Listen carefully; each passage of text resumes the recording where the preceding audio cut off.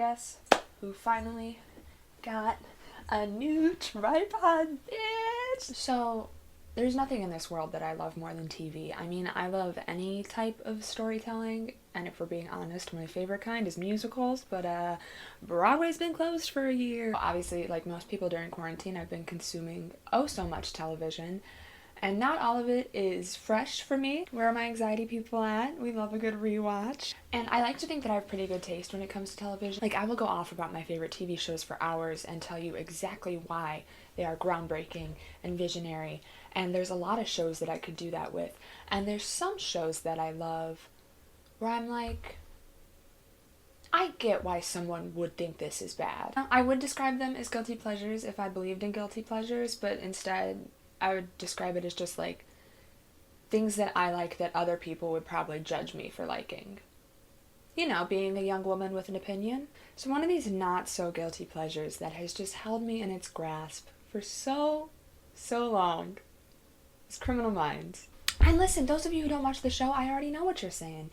You're like, really? That show? But there's a whole group of people out there who get me. And today I want to talk about why Criminal Minds works for so many people, because it's not just like a fun show to throw on in the background. Like, I have cried genuine tears over Criminal Minds as recently as last night. So without further ado, I welcome you to why Criminal Minds is the perfect comfort show, even though it's about serial killers. So I think the main reason why I'm so much more drawn to TV shows rather than movies is because you get to know the characters so much more. You know, I always kind of like to say that movies are more about the plot, where TV is more about the character. Though plot is still very important in television, I have watched shows that have incredibly well-written plots, but I don't give a shit about the characters, so I don't finish them. Because if I don't care about the characters, I'm not watching. I'm not invested. And Criminal Minds kind of does the opposite thing, where they're able to get away with some not-so-good plot lines because the characters are just that good. Okay, now as it normally goes on procedurals such as this, there's a lot of actor turnover throughout the course of this show. But when I think of the BAU, to me, the true BAU is Hotch, Rossi, Morgan, Reed, Prentice, JJ, and Garcia. So that's who I'm going to be focusing on. I'm sorry, Mandy Patinkin. I would die for any of these characters, okay? Especially Reed. But we're not going to dwell on him. But every single character on this show has an incredible backstory, such emotional range. We grow with them, we live with them, we learn with them, our hearts break with them. And also the writers are fucking manipulative bitches. Which I guess makes sense because it's a show about psychology, so they know how to manipulate so well. Like, there's a certain storyline that I would have given up on if it weren't centered around Reed. And those bitches knew. Those bitches knew that we didn't like that storyline. You know what I'm talking about?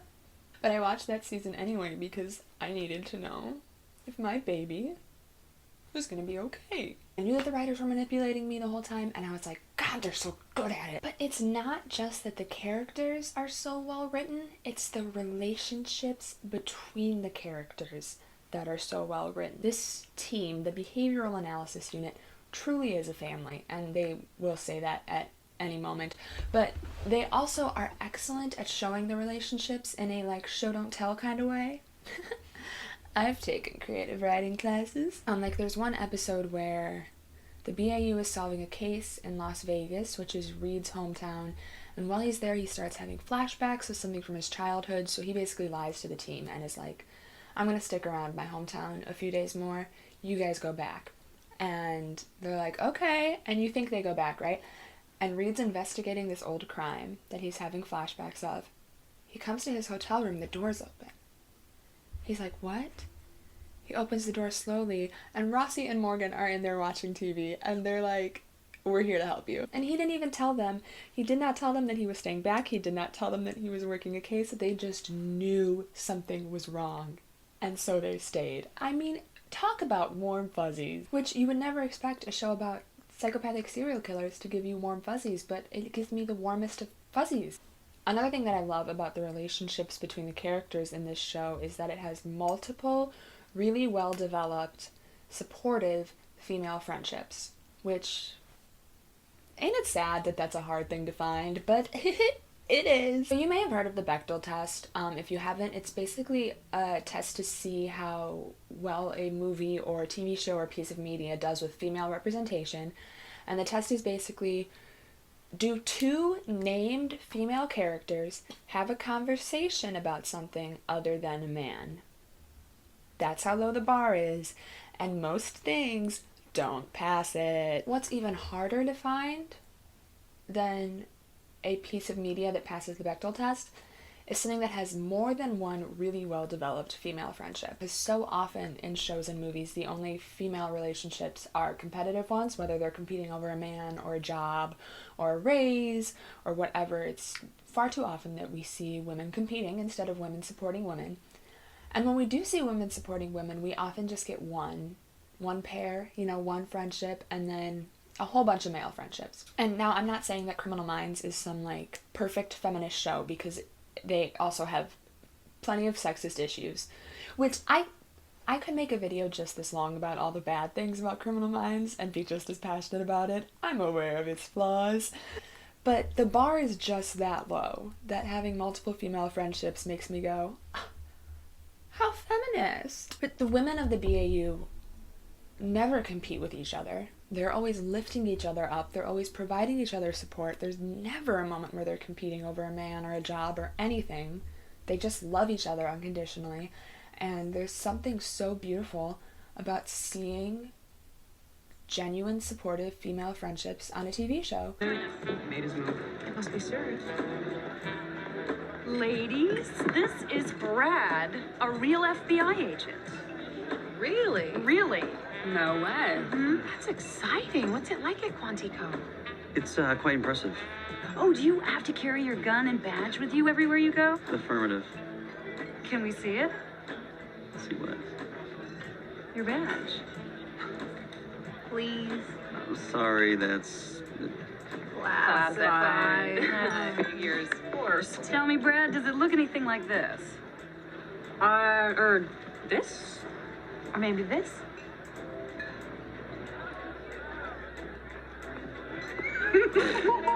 But it's not just the female friendships that make this show so special. This show also has an incredible example of a non-sexual male and female friendship. By non-sexual, I mean, yeah, they flirt all the time.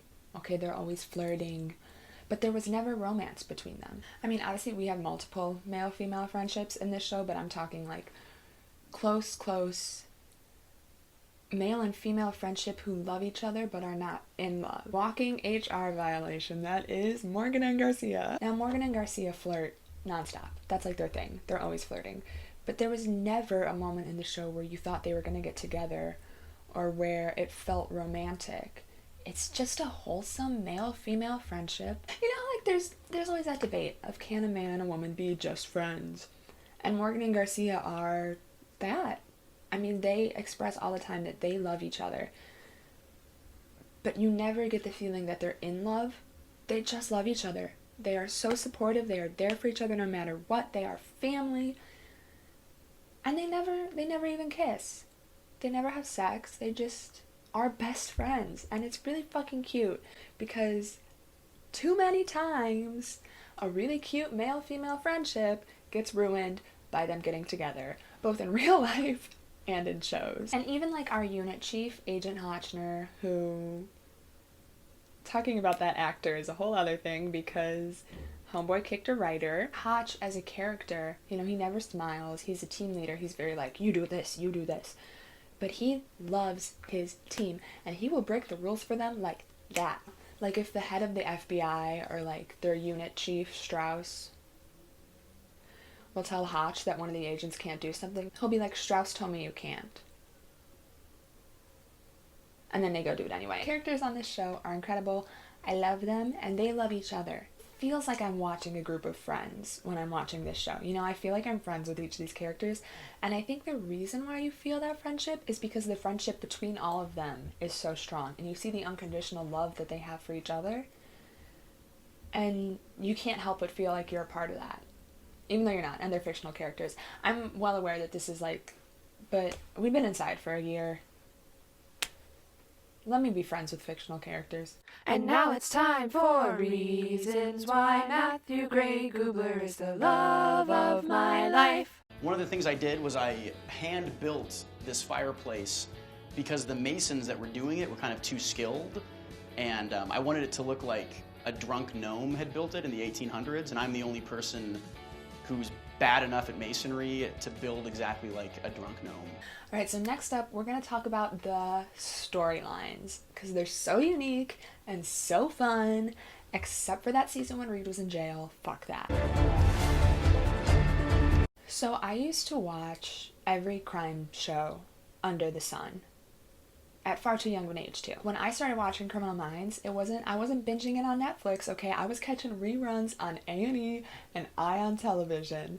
Yes, I am old. I was in like 6th grade when I started watching this show, which probably was detrimental to my well-being at the time. I watched every variation, every CSI, every NCIS. I never watched the spin-off of Criminal Minds because I knew that was going to be bad. And I, for a while, was really loyal to the original CSI, like the Las Vegas one, but I eventually fell off of that too, and the only crime show that I stuck with was Criminal Minds.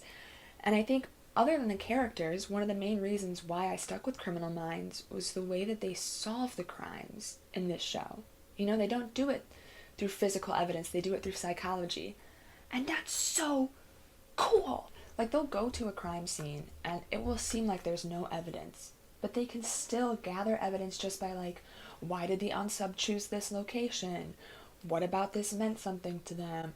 Why this time period? You know, it shows that, like, even if CSI gets to the scene and they're like, there's nothing, like, not a fingerprint, the BAU can still solve that shit, bitch, because behavior tells you everything. It's the first element of the storylines that I think really sets this show apart, is that we solve crimes through psychology rather than through forensic evidence. If we're talking episode storylines, so like the individual cases, bitch,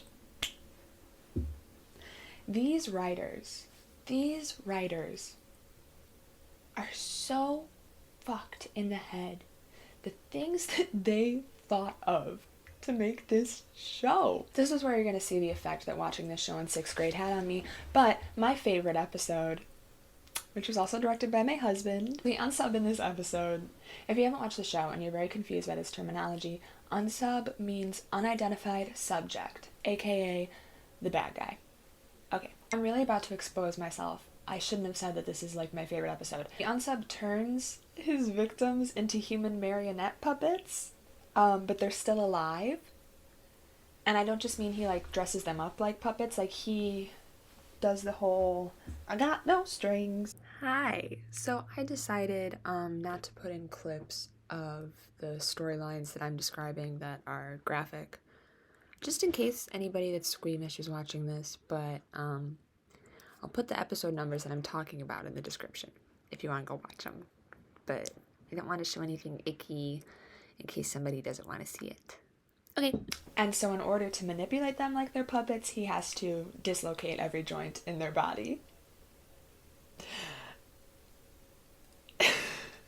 Which scene where he's doing that is the only scene that I've ever let out a verbal scream while watching this show.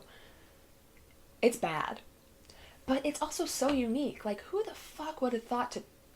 A storyline where the person turns their victims into marionette puppets? That's so out there. But they're so fucking creative with their storylines. Another one that I love that's kind of similar to the marionette one is an unsub who turns her victims into dolls.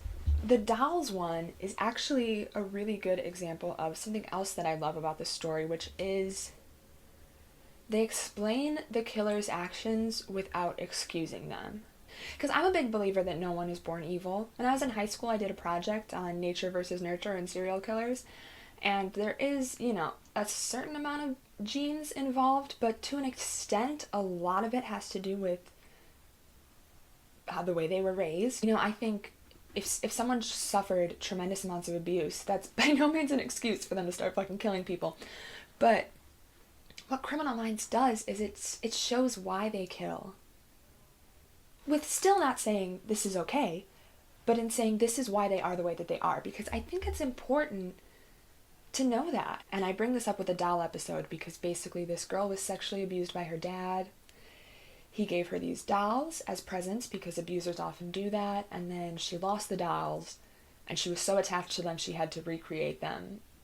So she made them out of people. I'm not like trauma excuses it, but it's just good to have an explanation because people are people. You know, I think if we look at someone and go, that person's evil and a demon and just a bad guy, and we forget to also acknowledge that they are a human, we kind of lose some of the humanity within ourselves. When I was in college, I wrote a whole paper about why I think evil acts should be forgiven for a philosophy class, and the class was philosophy through Harry Potter. So I was forgiving Voldemort. If you ever want that video, let me know. It's not just the individual cases. As you know, if you've watched any procedural, whether it be a crime show, whether it be a Grey's Anatomy or a House, there's overarching storylines that sometimes will last a whole season, sometimes will just be a few episodes, and a lot of the times they're just not it.